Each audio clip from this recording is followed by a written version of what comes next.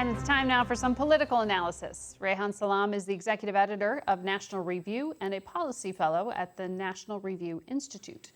Kelsey Snell is a congressional reporter for NPR.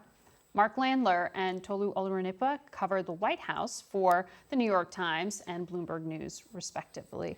Let's start off with you, Mark. This NATO summit, we heard from Ambassador Hutchinson, this strong alliance standing up to Russia. But the concern is what happens in the days afterward. Why are our allies so concerned about this summit? Well, I think, as Senator Coons said on the air earlier, a lot of people fear a repeat of the president's trip to the G7 in Quebec, followed by his summit with Kim Jong-un. He was extremely antagonistic, if not outright hostile to our G7 allies, and then had this love fest with Kim. And I think the fear is, given some of the things the president has said in the last few days about NATO, he said the other day in Montana that they're killing us, that he'll go and have yet another rocky, antagonistic meeting in Brussels, and then go on to Helsinki and meet with Vladimir Putin and have a very kind of harmonious meeting. And that is a pattern that at the very least runs counter to 6 decades of American foreign policy, but it's extremely damaging, and it comes against a backdrop of increasing trade battles with Europe, questions about obviously the amount of spending that they're on their defense, and so there's just a lot of fear that we've gotten locked into what they view, our allies view, as a very dangerous and damaging pattern. And Tolu, I mean, you don't hear praise from Democrats very often of the president, but Senator Coons said there is a good news story here when it comes to NATO, that spending is up. So why is the president not focusing on the win? Why is he focusing on what he says is a problem? Yeah, we see this pattern from the president regularly. He wants to push our allies as hard as possible to move in a direction that, even if they're already moving in that direction, he wants them to go even further. He won't sort of accept a win. A lot of the spending increases that happened started under President Obama, and it's increased under President Trump. And President Trump has taken credit for that. He said that Jens Stoltenberg, the NATO Secretary General, is his biggest fan because spending is up in NATO, but he wants them to do more. And he conflates the issue of trade and the issue of security assurances. He wants NATO countries not only to help the U.S. By spending more on their own defense, but also to remove some of the trade barriers and to remove the trade deficit that currently exists. So you hear the president talk about those things as one and the same: the trade deficit between the U.S. and the EU and the NATO spending issue. The president believes that the U.S. is getting taken advantage of, and that the U.S. needs to push much more harder on its allies, even more so than its adversaries.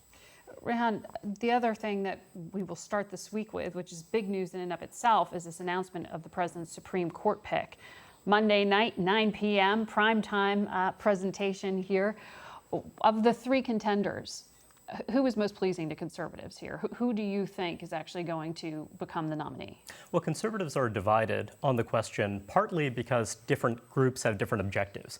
If your objective is to have a justice who, like William Brennan, plays the role of strategist and chief diplomat for a new majority on the court, then someone like Brett Kavanaugh has very, very strong credentials. If you want someone who is likeliest to get confirmed, then you perhaps want Kethledge. If you want someone who is going to make a mark culturally and politically, if you want someone who will provoke a constructive fight within the Senate, then perhaps you want Amy Coney Barrett. So it really depends. Fight? Well, what that means is if politically speaking, you don't necessarily want this to go easily, right? If you have domestic political considerations at work, if you want to draw out contrasts in our larger political conversation, then it's possible that a more polarizing nominee is actually a better fight for the Trump administration. So again, it really depends on what your objective is, because if you have, one nominee who goes down, that could also create a larger conversation, and also that could be very difficult for some of the Senate Democrats running for re-election in 2018. And Kelsey, you're ending exactly where I want to pick up with you, which is that there's the politics of just getting confirmation, but there's also the politics of how this plays nationally. Absolutely. The proximity of seating a justice in October to those November races. What's the connection? The connection is extremely strong, because particularly for those red state Democrats, people like Heidi Heitkamp in North Dakota, Joe Donnelly in Indiana, they're in a really awkward position where they have to decide, do they vote in a way that many of their voters, more conservative voters, would be happy and have them help approve one of these justices, Or do they want to be in a situation where they're bolstering Democrats going into 2020? It is a really, really awkward scenario for them. It's also fairly awkward for people like Susan Collins, who is, again, in a position where she could be a deciding vote here. And it's not something she's uncomfortable with, and it's something she kind of relishes, that moment of being the decider, somebody who gets that moment of being important. But it is still really awkward for Republicans and for Democrats who kind of float in that middle, that very narrow middle that doesn't really exist very much anymore. And Mark, it seems like from both liberals and conservatives, they want to make this a relitigation of Roe versus Wade. Is it really that simple? Well, you know, some legal scholars will tell you that they think the odds of Roe versus Wade being relitigated by this court are relatively low, that isn't necessarily the kind of fight that John Roberts, for example, is looking to take on. I have to say that may be the case. There may be a desire on both sides of the spectrum, but by all accounts, Amy Coney Barrett, the person who's most likely to be the catalyst for that, appears to be fading in the kind of sweepstakes. And the other justices, the ones who appear to be, or the other judges, the ones who appear to be the finalists, are less likely to automatically lead to that kind of outcome than Barrett would have been. And Tolu, it was interesting to hear our Paula Reed reported that in a conversation with Rudy Giuliani, the president's lawyer, he said to her that any Supreme Court justice should not recuse him or herself from any questions regarding the Mueller investigation should it reach that court.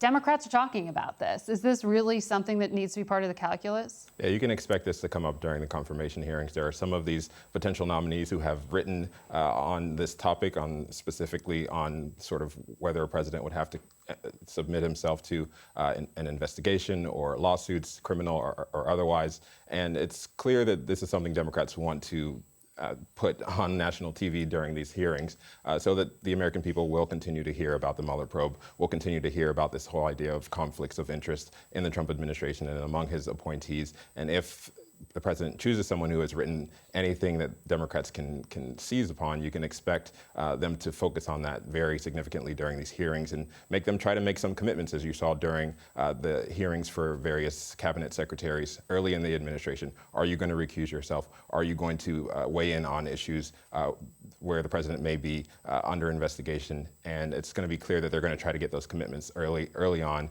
You could probably expect to hear this nominee sort of dance around the issue as they often do, without necessarily committing one way or the other, trying to satisfy Democrats while also not necessarily making any specific commitments.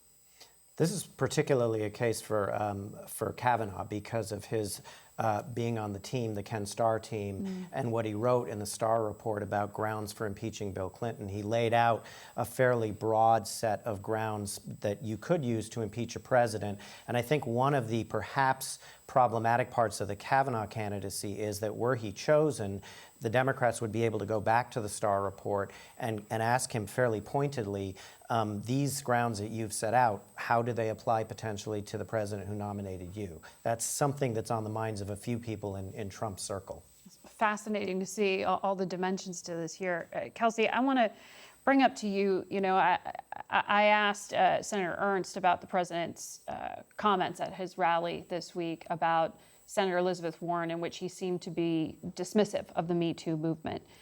If you put that in the context of other things over the course of the week, in particular, his hiring of Bill Shine to the communications shop. This is a former Fox News executive who was pushed out of that company because of allegations that he helped to silence women who'd been abused by the former CEO, Roger Ailes. Is that an unfair dot to connect here? Are people being overly sort of judgmental, or is this a pattern of behavior that suggests the president doesn't take this seriously? I think that it's not unfair to suggest that there is some pattern here, and I've talked to many Republicans included who feel that way. There is some concern, though, that Republicans don't all agree with the Me Too movement. I was just out reporting in several different states, including Washington State, where I talked to a lot of Republican women who feel like the Me Too movement is an arm of the left. Essentially, it's the kind of feminism that they don't connect with, and they don't connect with the idea of Me Too. And it may be that the president sees that in his base and doesn't feel that he has to be a part of what many people feel is not just a movement in American politics, but is a greater cultural movement across the world. So there is some tension happening here, and I think that it makes it very uncomfortable for particularly Republican women like Joni Ernst, who want to stand on the side of women and not necessarily have to be defending the president again on this.